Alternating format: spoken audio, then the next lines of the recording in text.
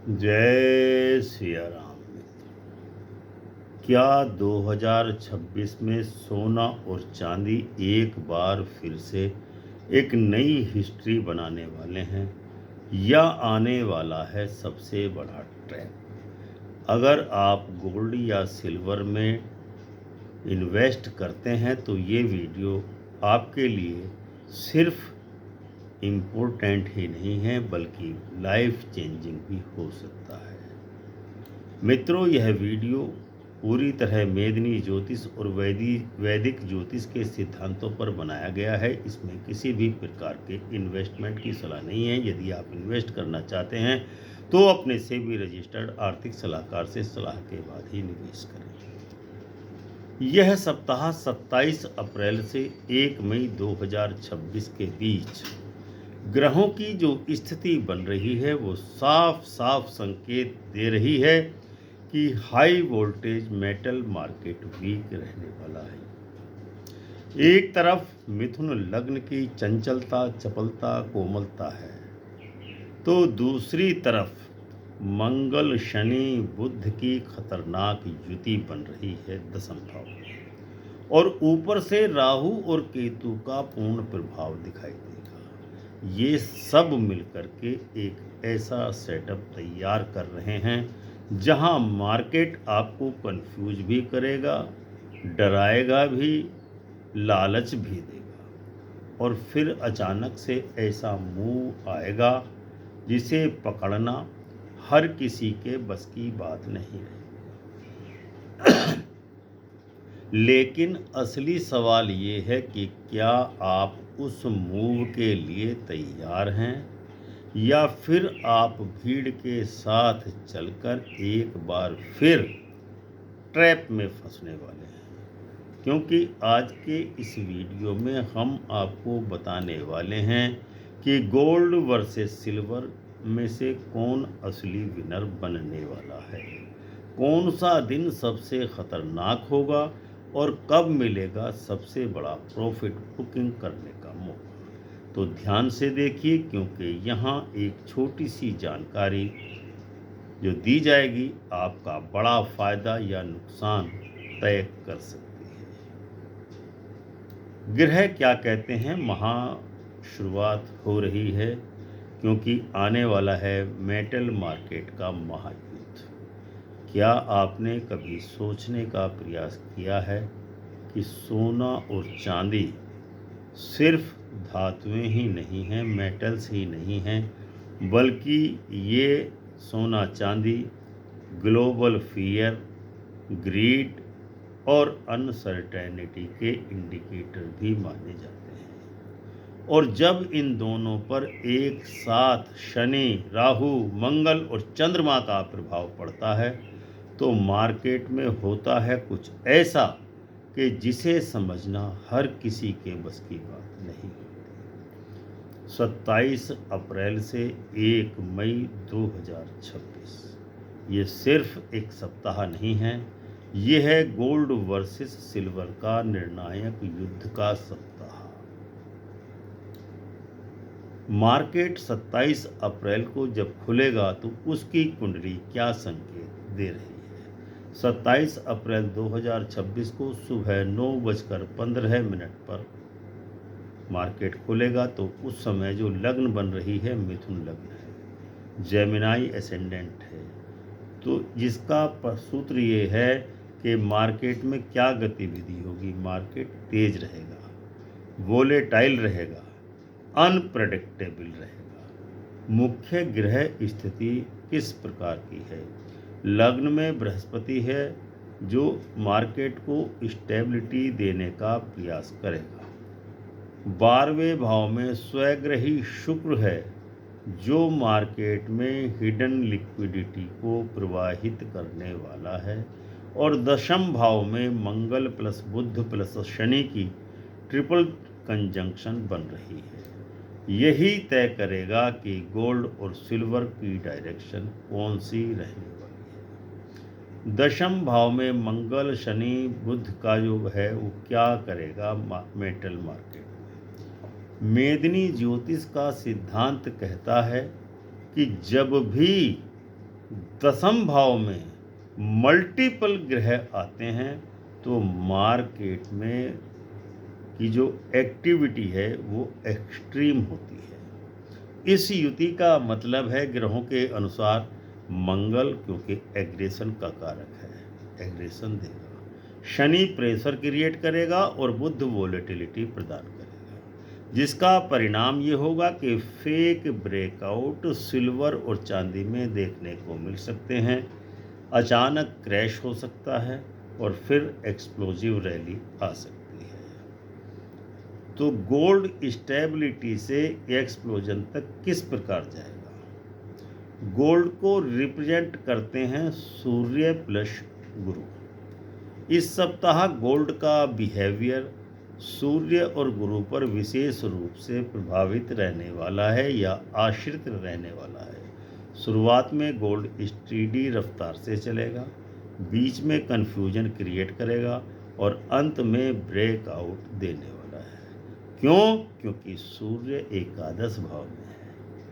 ये गेन्स करने की सबसे ज़्यादा पोटेंशियल रखने वाला है, यानी प्रॉफिट बुकिंग होगी। गुरु लग्न में है जो सपोर्ट देता है गोल्ड को, लेकिन शनि और बुध कन्फ्यूजन क्रिएट करने का काम अवश्य करेंगे, यानी शनि और बुध अपनी कार्यशैली से बाज नहीं आएंगे। सिल्वर में सबसे खतरनाक खेल होने वाला है। सिल्वर का सिग्निफिकेटर है मून, शुक्र, और प्रभाव डालेगा चंद्रमा पर राहु, यानी कि चंद्र प्लस राहु का डोमेन इस सप्ताह रहने वाला है। अर्थात इमोशनल और स्पेकुलेशंस दोनों ही सिल्वर प्राइस में देखने को मिलेंगे। सिल्वर में होगा तेज उछाल और फिर शार्प गिरावट बीच में, और अंत में सडन स्पाइक होगा। सबसे ज़्यादा वोलेटिलिटी सिल्वर में ही होती है। राहु और क्या करेगा? सिल्वर को किंग बनाने की कोशिश करेगा। राहु कुंभ में है और अपने स्वयं के नक्षत्र में इस समय गोचर कर रहा है। अर्थात राहु इस समय पूरी फुल पावर में है, पूर्ण बली है और एक्सट्रीम स्पेकुलेशन कराने वाला है। रिजल्ट ये रहेगा, सिल्वर में आर्टिफिशियल रैली इस सप्ताह 27 अप्रैल वाले में रहने वाली है, लेकिन फिर अचानक से गिरावट होगी। बुध क्या कह रहा है? जो चांदी को 20% गवर्न करता है। बुध इस समय नीच का है लेकिन मजबूत है, क्योंकि बुध रेवती नक्षत्र में है।